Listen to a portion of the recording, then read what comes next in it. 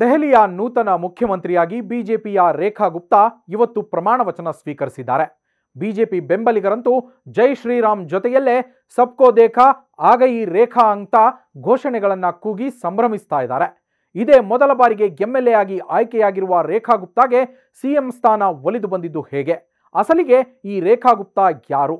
ರಾಜಕೀಯದಲ್ಲಿ ಆಡಳಿತದಲ್ಲಿ ರೇಖಾ ಗುಪ್ತಾಗೆ ಇರೋ ಅನುಭವವೇನು ಅನ್ನೋದು ಸಾಕಷ್ಟು ಜನರ ಕುತೂಹಲವನ್ನ ಕೆರಳಿಸಿದೆ.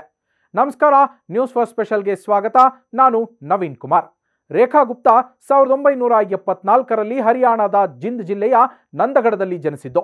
ರೇಖಾರ ತಂದೆ ಸ್ಟೇಟ್ ಬ್ಯಾಂಕ್ ಆಫ್ ಇಂಡಿಯಾದಲ್ಲಿ ಕಾರ್ಯನಿರ್ವಹಿಸ್ತಾ ಇದ್ರು. ರೇಖಾ ಅವರು 2 ವರ್ಷದವರಾಗಿದ್ದಾಗಲೇ ಅವರ ಕುಟುಂಬ ದೆಹಲಿಗೆ ಸ್ಥಳಾಂತರಗೊಂಡಿತ್ತು. ಅಲ್ಲಿಂದ ರೇಖಾ ಬೆಳೆದದ್ದು, ಪ್ರಾಥಮಿಕ ಉನ್ನತ ಶಿಕ್ಷಣ ಪಡೆದದ್ದೆಲ್ಲ ರಾಷ್ಟ್ರ ರಾಜಧಾನಿ ದೆಹಲಿಯಲ್ಲೇ. ವಿದ್ಯಾಭ್ಯಾಸ ಮಾಡ್ತಾ ಇದ್ದಾಗಲೇ 1992ರಲ್ಲಿ ಎಬಿವಿಪಿಯಲ್ಲಿ ಕಾರ್ಯಕರ್ತೆಯಾಗಿ ರೇಖಾ ಕಾರ್ಯನಿರ್ವಹಿಸ್ತಾ ಇದ್ರು.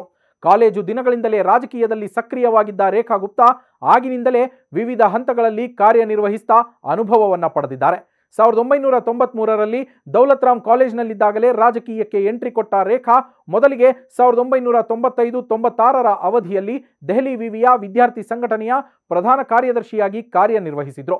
ನಂತರ 1996-97ರಲ್ಲಿ ದೆಹಲಿ ವಿಶ್ವವಿದ್ಯಾಲಯದ ವಿದ್ಯಾರ್ಥಿ ಒಕ್ಕೂಟದ ಅಧ್ಯಕ್ಷರಾಗಿದ್ರು.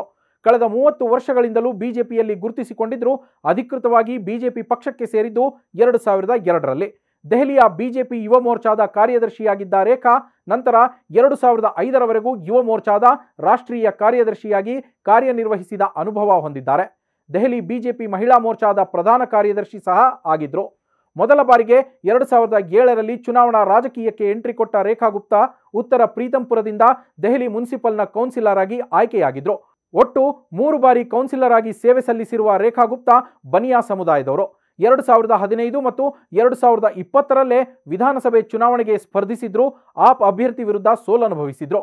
ಇದೇ ಮೊದಲ ಬಾರಿಗೆ ಶಾಲಿಮಾರ್ ಬಾಗ್ ಕ್ಷೇತ್ರದ ಶಾಸಕಿಯಾಗಿ ಆಯ್ಕೆಯಾಗಿದ್ದಷ್ಟೇ ಅಲ್ಲದೆ ಮುಖ್ಯಮಂತ್ರಿ ಸ್ಥಾನವನ್ನು ಅಲಂಕರಿಸ್ತಾ ಇದ್ದಾರೆ.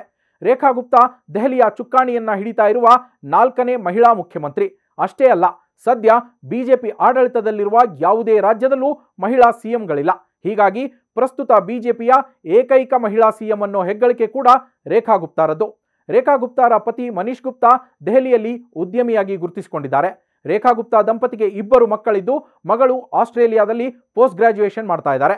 ಅವರ ಮಗ ತಮಿಳುನಾಡಿನ ವೆಲ್ಲೋರ್ನಲ್ಲಿ ಇಂಜಿನಿಯರಿಂಗ್ ವ್ಯಾಸಂಗ ಮಾಡ್ತಿದ್ದಾರೆ.